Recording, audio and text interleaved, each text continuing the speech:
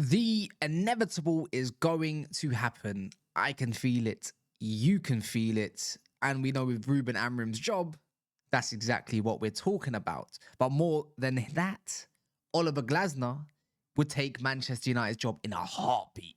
And who wouldn't? We even had comments saying, why would he leave Crystal Palace? The guy's got less than 12 months on his contract. Why would you not go to Manchester United?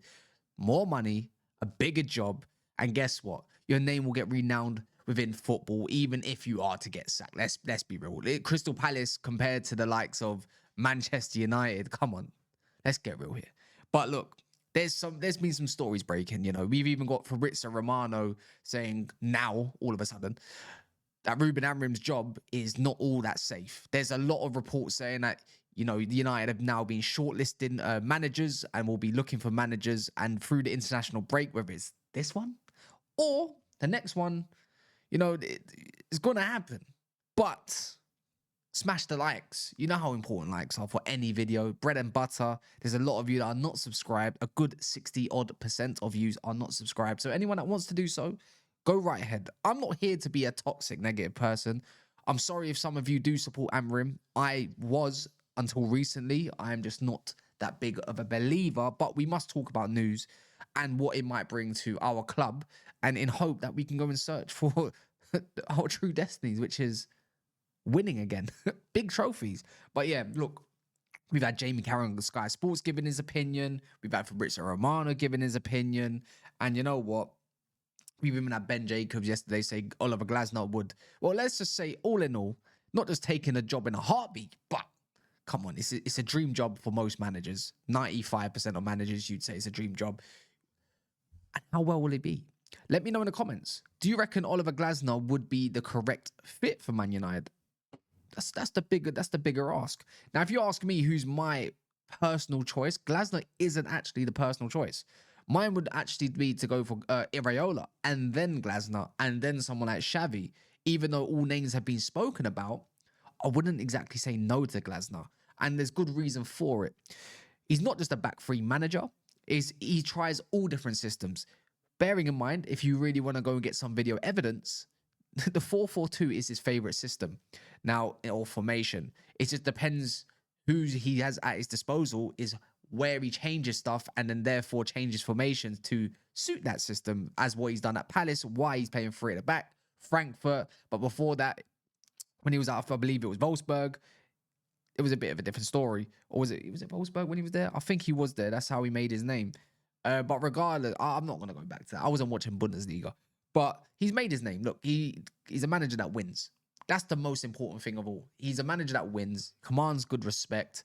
And you know what? I'm very optimistic of what he would bring to United. Now, I've seen with Palace, there's been you could say, in ways, he's definitely a very pragmatic manager.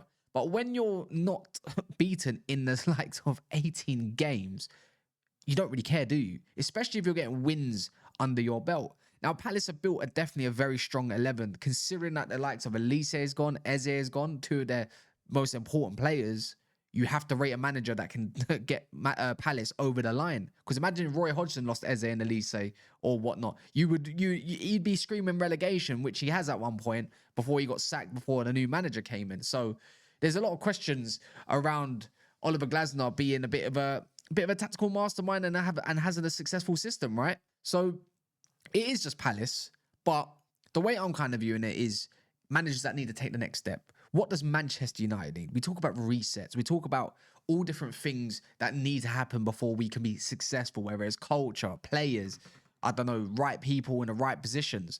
Now, scrap all of that. How about some football on the pitch? You look at Glasner, whether it's a 3-5-2 or a 3-4-3, a 4-4-2, do we have the squad to do what he wants? And the question is, and the answer is yes. And what I'm going to liken it to is Ten Hag's first season under Man United. And you know what? We had a lot of joy, don't you remember? It's that the difference was Marcus Rashford was getting all our goals and we was getting bailed out. Of course, Bruno Fernandes was a big part that season too. So you look at what's at the disposal, right? And I look at players like Mbumo, Cunha, right? Who I believe would thrive under him. It's not about formation, it's about instruction. Even if it was wing backs, we don't have that. So I don't believe he would opt for a three at the back with a wing back system unless he was the likes to use maybe Mazarawi like he does Munoz. When he looks at Tyree Mitchell, could he use him like Dorgu? I just don't believe that would be the case because United have stronger suitors going further forward right now than they do in the back line. You know, there's Yoro, there's Delict, Dorgu, Shaw's that's fit at the moment for now. And you know what? When you look at all the other young players, he's given a lot of young players chances as well. He's trusted them, aka Adam Morton's, right? And I just look at players like Sekou Kone, first phase, which is a big, big, big thing for Oliver Glasner's teams, right? Is someone that can pick up in the first phase and carry the ball. Sekou Kone, you got Kobe Mine, who start trusting the youth a little bit. You know, we've got enough youth coming through the ranks. Something that we believed Amram was going to use was the youth, which he hasn't exactly trusted and we haven't exactly seen in his tenure under, obviously, the Red Devils. But for me, the way I look at Glasner is, should we go back to a pragmatic approach and then try to build further forward, or do we go for more of an Areola? Now, I'm not doubting that United shouldn't go for someone like Glasner. When you think of how much it's going to cost him to get out of Palace, it's not going to be that much, right? You can pay off the rest of that contract with ease. And you know what? If you feel like he's the man, then go and do it. I feel like he would have a good relationship with the board as well. He doesn't seem like he's problematic, but the man has spoken up in the transfer window when Palace weren't making any moves for him because he wanted some reinforcements. You know, when they wanted to try to get rid of Eze, he put his foot down. So that's something that I feel like United fans can definitely get behind in terms of the character of himself. Keeping Gay was going to always be important until it isn't, right? But I just look at this and I feel like if United can go back to being solid, defending as a unit, which we were meant to be under Ruben Amram, not leaving any gaps anywhere, not getting killed on transition, using transition perfectly. When you have got Cunha's and Bumos, Amads, Xerxes, Sesko's, all of that at your disposal, you know, I feel like he would be a very good fit until maybe you might hit a roadblock.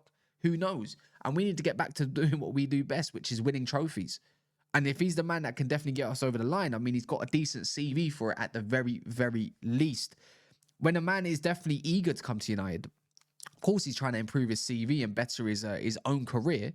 But like I said, and this goes for any fan, if you are the man that revives Manchester United, you go down in history for so long. Your name is going to be remembered. The job will always be tempting. You know, the difference between Crystal Palace and Man United is the weight of the shirt, the weight of the management. Everyone seems to age about 10 years as soon as they come to the club for about 2 years. So you can definitely see it on their faces. But I don't feel like Glasner's gonna. When I think of him, he's kind of reminds me of Thomas Frank a little bit because they're very, I would say, very dynamic in their way of approaching a game, and it's not just suited to one way of playing. They're definitely more open-minded to adjusting when needing to. Then that's why I look at someone and feel like I don't think they're going to be phased by the noise as much, because if things are not going right, they're willing to change.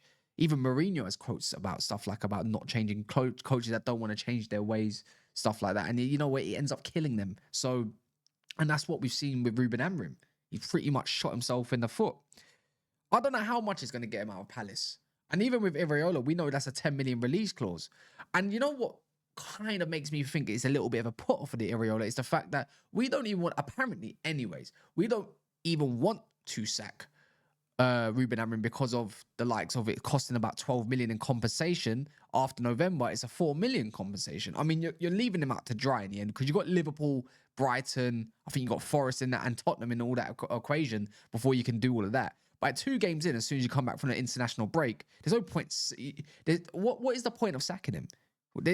For me, there is absolutely no point, because you're going to leave him high and dry to play against the likes of Forest and Brighton and whatnot. It's not the easiest games to come into, but you've got to start somewhere. If you're going to do it now. Now, that's what I'm kind of leading on to.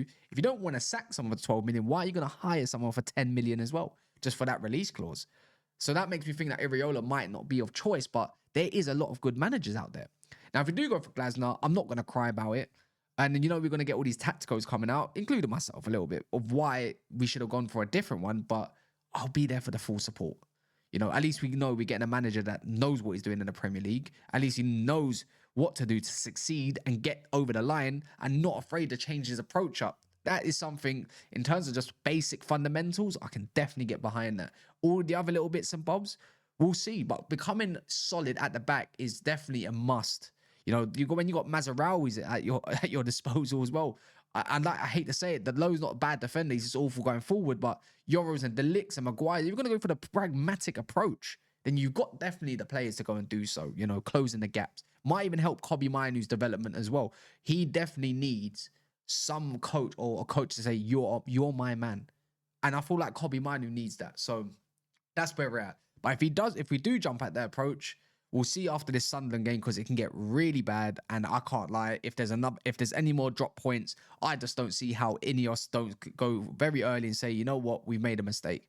You've even got legends like Wayne Rooney, Gary Neville, all coming out talking about how much, you know, it's pretty much overall saying how much they're not enjoying Manchester United, the football, the selections. It's all confusing. And even if you're a young player coming through the ranks, you're wondering, like, how do I even get my place or a shot in the team underneath this coach? And it's unfortunate because I really like him, but it just looks like the inevitable is approaching ever so slightly. So, but anyways, people, smash the likes. Would you like Glasner in charge? Get in the comments.